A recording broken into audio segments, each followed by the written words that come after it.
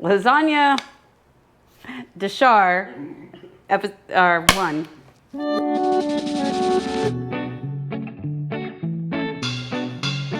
Hi, welcome back to Galley of the Sun. And if you can't tell kind of what we're doing here, I'm going to make lasagna today. I do know that this was supposed to be in collaboration with some other things going on with lasagna. But lasagna takes a lot of prep. So I've kind of done most of that prep already. So I'm going to start off with how I did it. So in this bowl, which kind of looks like a salad, I had to write it down. There is 1 medium sweet onion that is finely diced. There are 2 cups of finely chopped fresh broccoli. There are 5 stalks of celery finely chopped. There's 1 bell pepper finely chopped. There's 2 cups of shredded carrots, 2 small zucchinis that I shredded, and 2 yellow squash that I shredded. And then about a third of a cup of minced garlic, because this is going to be our vegetable layer.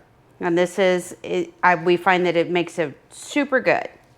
And then over here, I have 6 pounds of our aged ground beef that I cooked and browned and drained. And then to that, I added 48 ounces of sauce. And you can use any sauce you like, any kind of marinara. If you want to use the chunky, you can. And then I added in 3 tablespoons of Italian seasoning, 3 tablespoons of basil, and 4 tablespoons or a 1/4 cup of minced garlic. Because, you know, in this house, we like garlic. You can also use this and do a mixture of like beef and pork, and that would turn out good. Or if you want to use turkey, you can use ground turkey or ground chicken.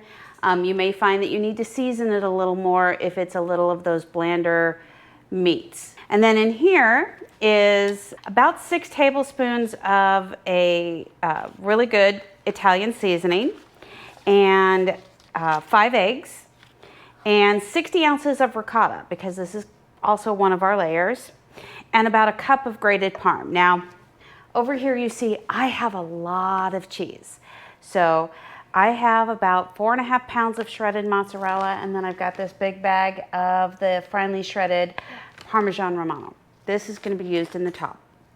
Mozzarella is going to be used in the middle, and it's going to be all glued together. Now, the other thing that I have is I have several boxes of oven-ready lasagna. Now, you can use the gluten-free or you can use the regular. I have a little bit of gluten-free left, so we're going to start with that. The reason why I use the oven-ready is because these vegetables will weep a lot of moisture when it's cooked. And we don't want it to be a soupy lasagna. We want it to set up right. That's another reason why we use so much cheese. So I'm going to show you kind of how I put that together. And with an oven-ready, you do have to set your oven at 400, and you're going to have to cover it for like the first 40 minutes of cooking, and then we'll uncover it for the last 20. And then you've got to let a lasagna sit. Anywhere between 15 and 30 minutes, you let it sit, it'll set up, and hopefully you don't get that soupiness. But that's one reason why I like using the oven ready, because you're not already cooked the noodles, so you're not adding more moisture to the noodle, to your whole lasagna. And then, if you have any of this mixture left over, you can add it into a salad. It's great. Or you can do kind of like what we try to do, is we'll run it through the food processor and like puree it and add it to a sauce or add it to a soup. And it's really, really good. And I know that this is a lot, so you're going to probably want to scale down for doing yours, but I have a great big huge roaster lasagna pan and another pan because it's Sunday dinner and we're having a lot of people today. So I'm making a lot of lasagna. Oh, and also in this is probably about a 1/2 cup of a good red wine. Use something you're going to drink. And I do that because I pour it into the jar when the jar is empty, give the jar a good shake, and then I get all of the goodness out of the jar. And I get good wine. Okay.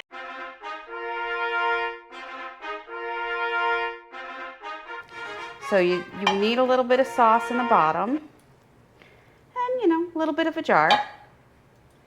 And then I take my lasagna noodles and I just lay them in here to line the bottom. And I slightly overlap them just because I want a good strong layer of lasagna noodles.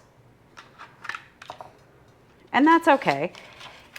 And then because you see that these don't fill all the way, let me just turn this around this way. These don't fill all the way. I'm gonna actually break some lasagna noodle to put along this edge.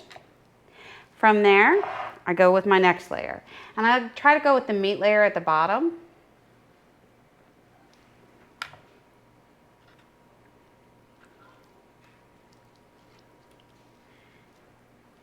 And just spread that on. Lasagna is all about making the layers. So once I get that layer down, I'm gonna kind of do the opposite side and do another layer. And then I'm gonna put the ricotta down. And on top of the ricotta is where I'm gonna put the vegetables. But it's just building layers. So I'm gonna put these noodles down here on the other side. Then I'm gonna put my layer of ricotta. And I like putting the vegetables on top of the ricotta because I think they make a good blend of flavors. And yeah, it's a lot. And if I have any of this left over, I will just put it in a container and throw it in the freezer for the next time that I make something like this. So you just spread it all over the noodles. Make sure you're getting it a good layer. You know, because cheese. Yum, yum, yum, yum, yum. And I forgot to put cheese on top of the meat, but we're gonna do another layer of mozzarella on top of this. And then I just take this and sprinkle it on, kind of push it down into the ricotta a little bit. Take another big spoonful, sprinkle it on, push it down. We're gonna put some mozzarella over this. And like I said, I have lots of mozzarella because we like things cheesy in this house. Hence Mike. We're here.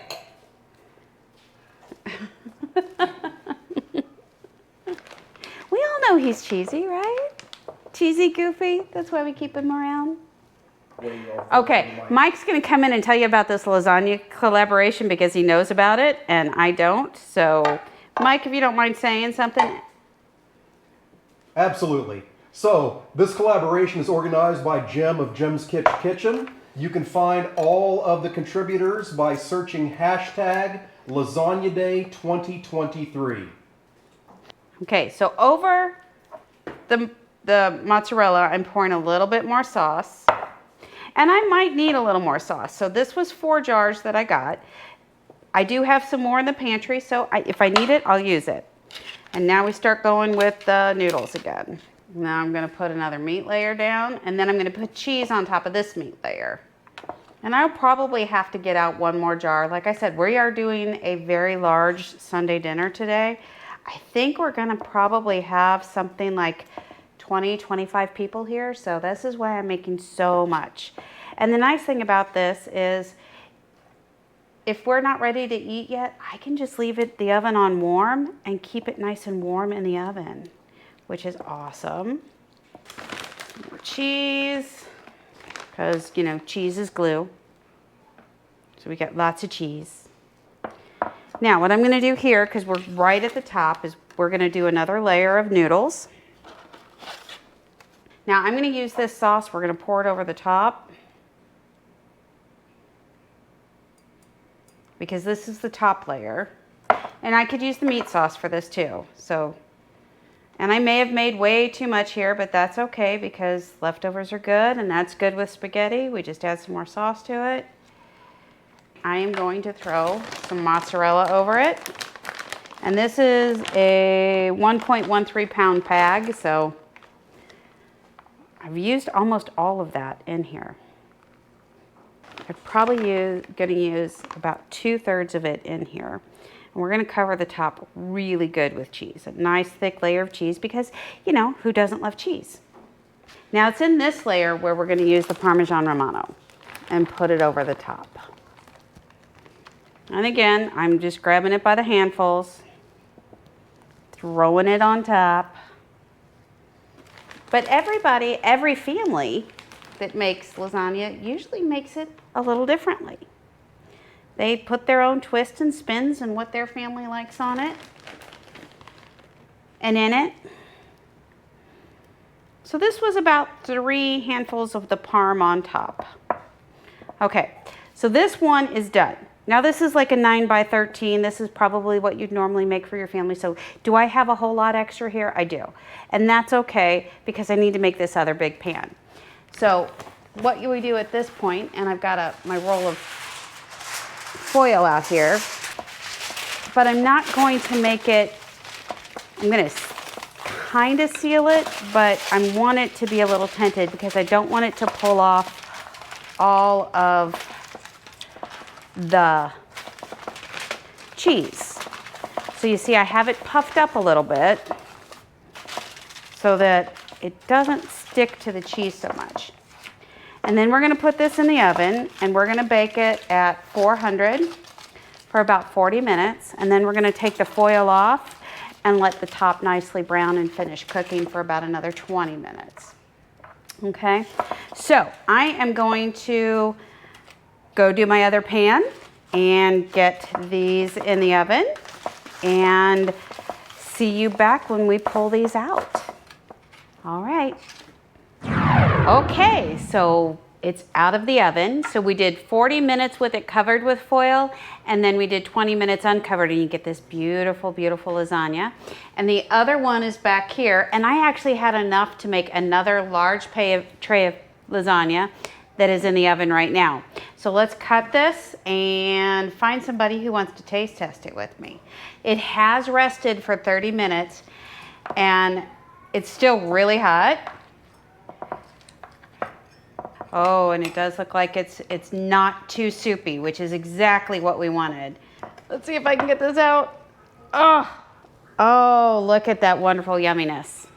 Okay. Mike, you want to taste test?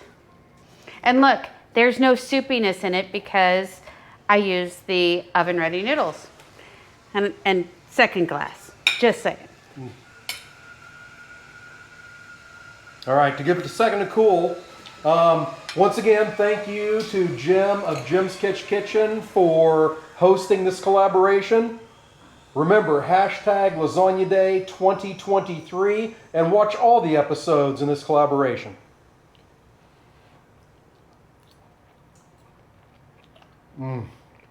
Cheesy goodness? Mm-hmm. Absolutely delicious, and you wouldn't know that it's packed with vegetables.